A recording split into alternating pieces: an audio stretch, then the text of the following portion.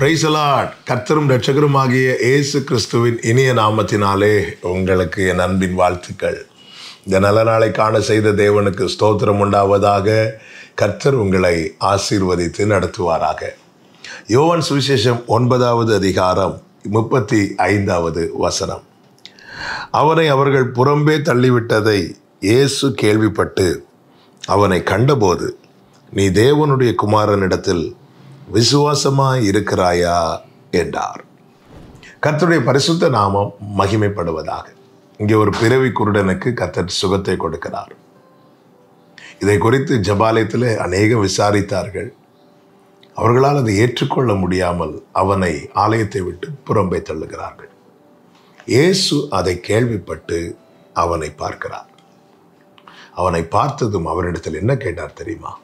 நீ தேவனுடைய குமாரனிடத்தில் விசுவாசமாய் இருக்கிறாயா என்று.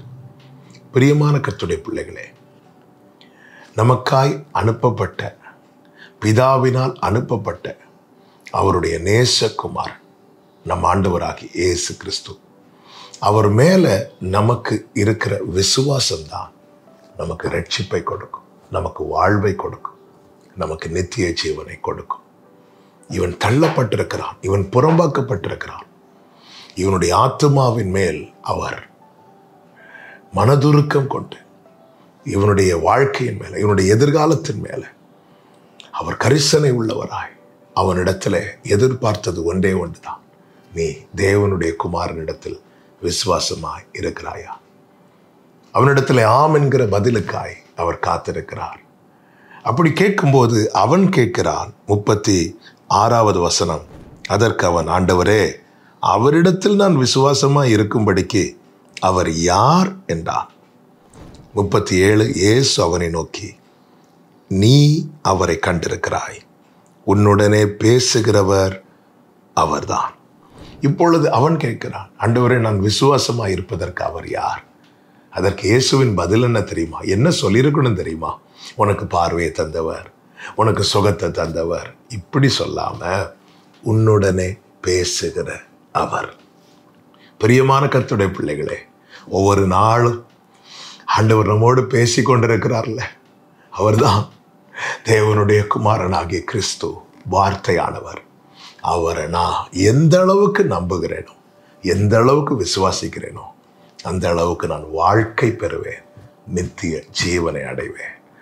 உன்னதமான தேவனுடைய குமாரனாகிய இயேசு கிறிஸ்துவை விசுவாசியுங்கள், ரட்சிக்கப்படுவீர்கள், ஆசீர்வதிக்கப்படுவீர்கள், நித்திய ஜீவனை அடைவீர்கள். கர்த்தர் உங்களை ஆசீர்வதிப்பாராக. ஜெபிக்கலாமா? எங்கள் நல்ல தகப்பனே, இரக்கமுள்ள பிதாவே, உம்மை அறிகிற அறிவு அது எங்களுக்கு நித்திய ஜீவன். எங்களுக்காய் அனுப்பப்பட்ட எங்கள் ஆட்டுக்குட்டியானவரே, உம்மை நாங்கள் விசுவாசிக்கிறோம். உம்மிடத்தில் இருக்கிற விசுவாசம் ஓங்கி வளரவும், அது பற்றி படரவும் கர்த்தர் கிருபை செய்யும். அதிலே எங்களுக்கு மீட்பு இருக்கிறது, வாழ்க்கை இருக்கிறது. அப்பா, இந்த உணர்வோடு, அப்பா, இந்த நிச்சயத்தோடு நாங்கள் ஆண்டவரை உண்மையில பலன் கொள்ள எங்களுக்கு கிருபை செய்யும். இன்னும் இந்த விசுவாச மார்க்கத்துக்குள் வராமல் யாராவது இதை கேட்டுக்கொண்டிருப்பார்களே என்றா, அவர்களுக்குள்ள இந்த விசுவாசத்தை துவக்குவிப்பீராக. நீரே விசுவாசத்துக்கு காரணராய் இருக்கிறீர். அறிந்து உம்மை மகிமைப்படுத்த ஒவ்வொருவருக்கு கிருபை செய்யும். இயேசுவின் நாமத்தில் பிதாவே, ஆமென்.